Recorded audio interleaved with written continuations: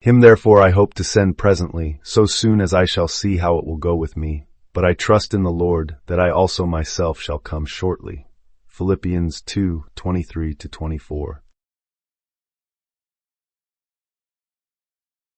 I see in these words a portrait of imagination in action.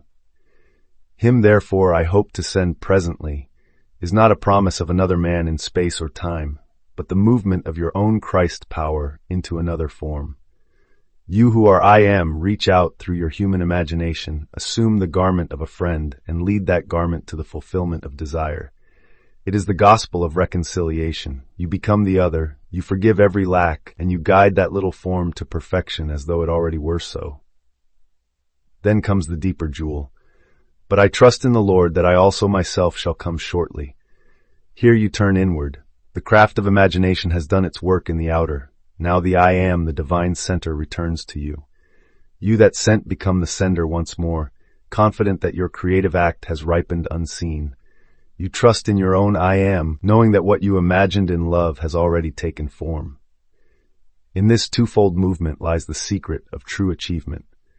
First, extend your consciousness lovingly into another until you feel yourself wearing his dress, speaking his words, tasting his victory. Then relinquish the scene and let your I am, your Father Christ, reclaim the field, for reality is born of that silent act. Just as Paul dispatched Timothy to prove his hope to the Philippians, so you dispatch imagination. And just as Paul trusted that he himself would arrive soon, so you return inward, certain that what you have done in the invisible bends the whole universe to your will. Thus Philippians 2:23-24 becomes a blueprint. Send your Christ as promised to another, then trust your I am to fulfill it. All power and wisdom are yours in Jesus Christ, your own wonderful human imagination. At its surface, Paul's words in Philippians 2:23-24 describe two inner postures: hopeful expectation, I hope to send him, and unwavering trust, I trust in the Lord. Metaphorically, these are the two primary states of consciousness we inhabit when we create: the eager anticipation of a desired outcome and the serene confidence that the inner act born of I am will inevitably express outwardly. In exploring metaphysical mechanics, we first encounter the imaginal seed, captured in the words, Him therefore I hope to send.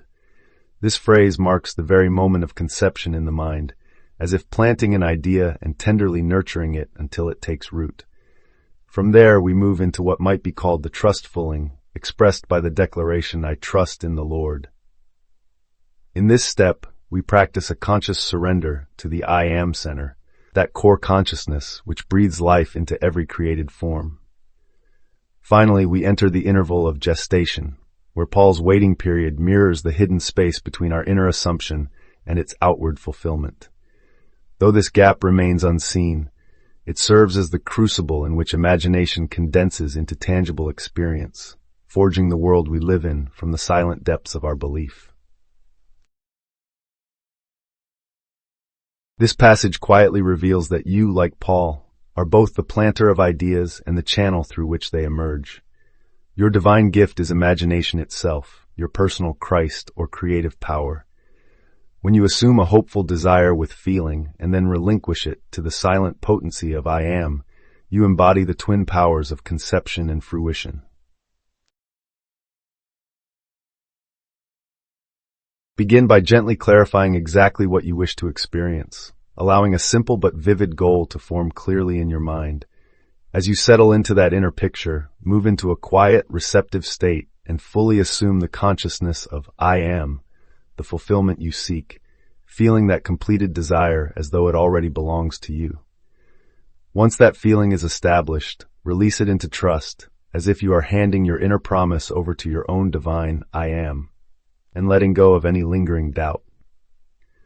Then carry the emotional tone of fulfillment with you throughout your day, living in expectancy without forcing outcomes or resisting what unfolds. By weaving this gentle cycle of hopeful imagining, followed by calm surrender into your daily practice, you replicate the same creative process Paul described. Over time, you will see those mental seeds sprout into form, revealing that the ancient words are not merely poetry, but a living art, your birthright to shape reality from the sacred soil of consciousness.